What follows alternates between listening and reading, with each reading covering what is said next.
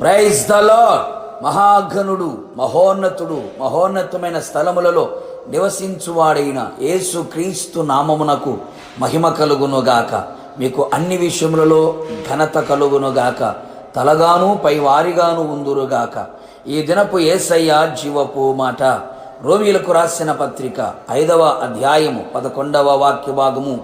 మనము దేవుని యందు అతిశయపడుచున్నాము. యేసయ్య పరిశుద్ధ నామమును బట్టి అతిశయించుచు, యేసయ్యను వెదుకుచు హృదయమందు సంతోషించు వారలారా, యేసయ్యే మనకు కేడెముగాను అతిశయాస్పదముగాను మన తలను ఎత్తువాడుగాను ఉన్నాడు.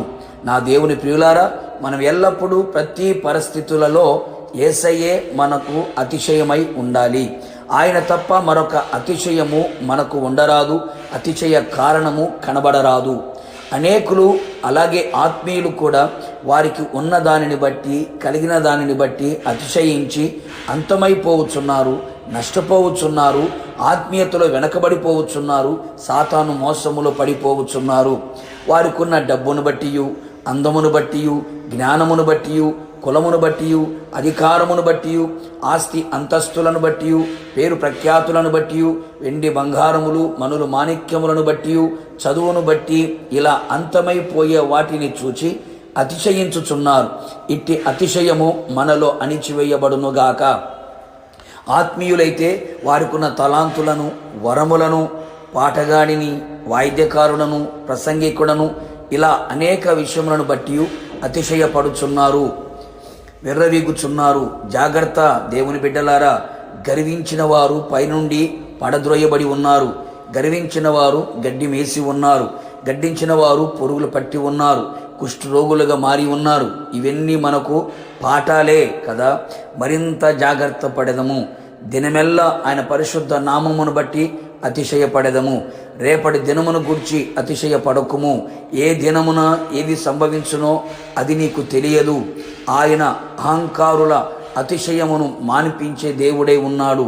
సత్యమును బట్టి, న్యాయమును బట్టి, నీతిని బట్టి యేసయ్య జీవము తోడని ప్రమాణము చేసిన ఎడల జనములు ఆయన యందు తమ ఆశీర్వాదము కలుగుననుకొని కొందరు ఆయన యందే అతిశయపడుదురు.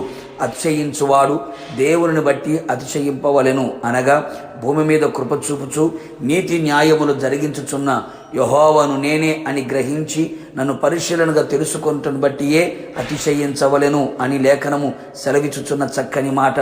అతిశయించువాడు ప్రభునందే అతిశయించవలెను. అయితే మన ప్రభు అయిన యేసుక్రీస్తు శిలువ యందే తప్ప మరి దేని యందును అతిశయించుటకు మనకు దూరమవునుగాక.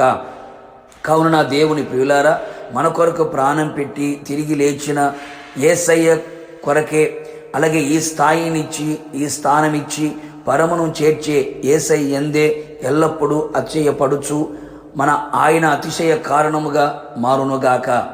ఆయనే అని ఆత్మీయ ప్రయాణము చేస్తూ ఆయన ఆగమమునకు సిద్ధపడదుము. ప్రార్థన. నిత్యాశ్రయ దుర్గమైన యేసునాథ అని పరిశుద్ధమైన పాదములకి కోట్లాది స్తోత్రములు చెల్లించుచు ఉన్నాం. మరొక్క మారు మీ పాద సన్నిధిలో చేరి మిమ్మును బట్టి అతిశయపడే భాగ్యమును మీరు మాకు అనుగ్రహించినందుకే మిమ్మల్ని స్తుతించుచు ఉన్నాం. ప్రభువా, మాలో ఏదీ లేదు, మా ద్వారా ఏది కూడా జరగదు తండ్రి. సమస్తమును చేయగలిగిన దేవుడు నీవే. సమస్తమును ప్రభువా నిర్మించగలిగిన దేవుడు నీవే.